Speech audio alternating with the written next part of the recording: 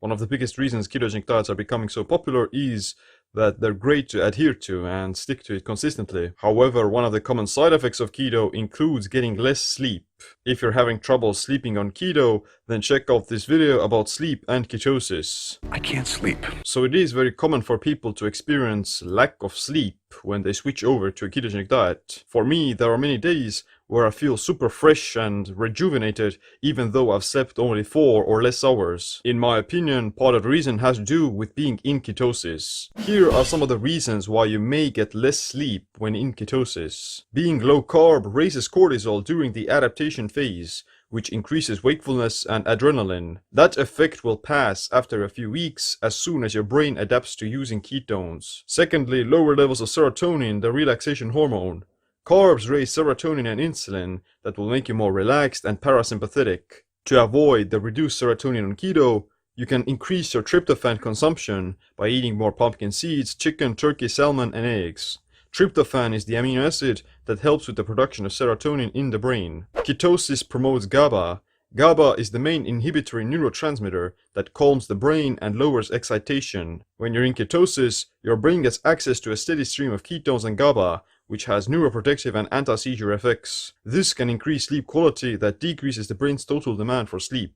Ketones are anti-inflammatory. Beta-hydroxybutyrate, the main ketone body, reduces oxidative stress and inflammation, while stimulating a powerful cellular antioxidant system called NRF2. It also increases mitochondrial efficiency in energy production, and you'll be able to produce 60% more ATP per molecule of ketones than glucose. You'll just have faster recovery and access to more energy. Ketosis promotes brain macroautophagy. This helps to clear the brain from toxic proteins and plaque that builds up during the day. The neuroprotective effects of ketones and autophagy may just reduce your overall sleep demand. If you're not showing any symptoms of sleep deprivation, such as diabetes, elevated blood sugar, or insulin resistance, then I think that you're just fine, and it may be that you are indeed in less demand of sleep. How much sleep you need is determined by your sleep demand and sleep pressure, which itself is determined by your level of physical activity, how much oxidative stress you experience, and what your inflammation levels. Keto and ketosis may just reduce your sleep demand by lowering your inflammation and oxidative stress. You just have to make sure that you're not masking the symptoms of actual sleep deprivation with things like coffee or stimulating yourself with exercise. I need a nap. Coffee time! During sleep, the body goes through a lot of important physiological processes such as memory consolidation, physical repair, fat loss, muscle growth, learning new skills, and especially autophagy. That's when the brain clears out beta amyloid and toxic proteins that are associated with Alzheimer's with autophagy. Fasting and ketosis help you to alleviate a lot of the negative side effects of sleep deprivation. When you're fasting or you're in nutritional ketosis, then you're producing ketones that protect against the lack of energy that you experience when you are sleep deprived. At the same time, you have an alternative fuel source in the form of ketones that reduces oxidative stress in the brain and maintains the energy. Poor sleep, jet lag, and shift work are mild forms of traumatic brain injury or TBI. It's been shown that the brain activates autophagy in response to TBI as to deal with the stress and start healing the damage. Ketone bodies and ketogenic diets are also now being used to treat brain injuries and concussions. Sleep deprivation is a form of TBI or a concussion. Therefore, doing shift work, traveling across time zones, being up all night, or just having poor sleep is always healthier in a state of ketosis. It's going to protect your brain and body against the negative symptoms of sleep deprivation. So overall, I think that sleeping a bit less on keto isn't necessarily a bad sign.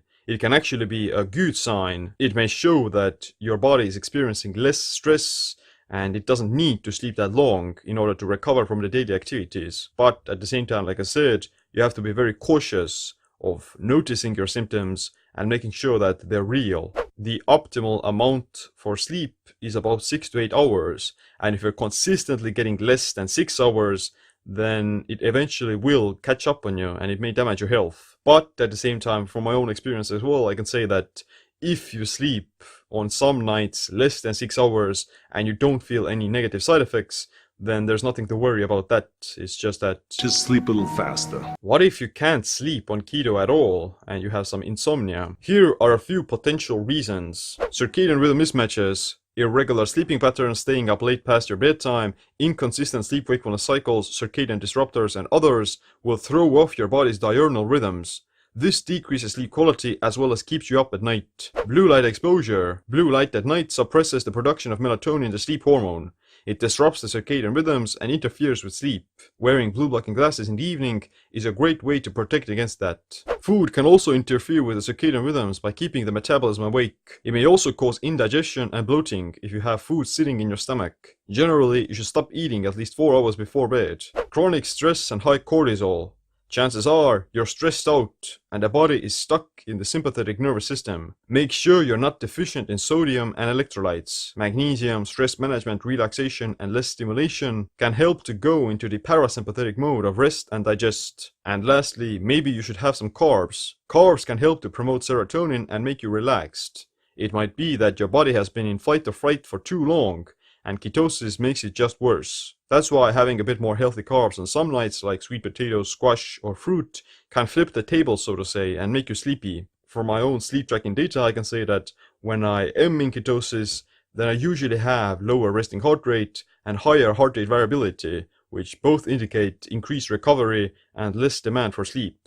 So, if you're usually sleeping somewhere between 6 to 8 hours, then there's nothing to really worry about. But if you're chronically sleeping less than 5 hours or so, then you should look into your circadian rhythms, your hormones, and general well-being. If you want to know how to sleep better, get more deep sleep, correct your circadian rhythms, and establish the optimal sleep-wakefulness cycle, then check out my total sleep optimization video course. But other than that, thanks for watching this video. Make sure you click the like, subscribe, notification bell as well. My name is Seem. Stay optimized, stay empowered. I couldn't stop thinking about coffee.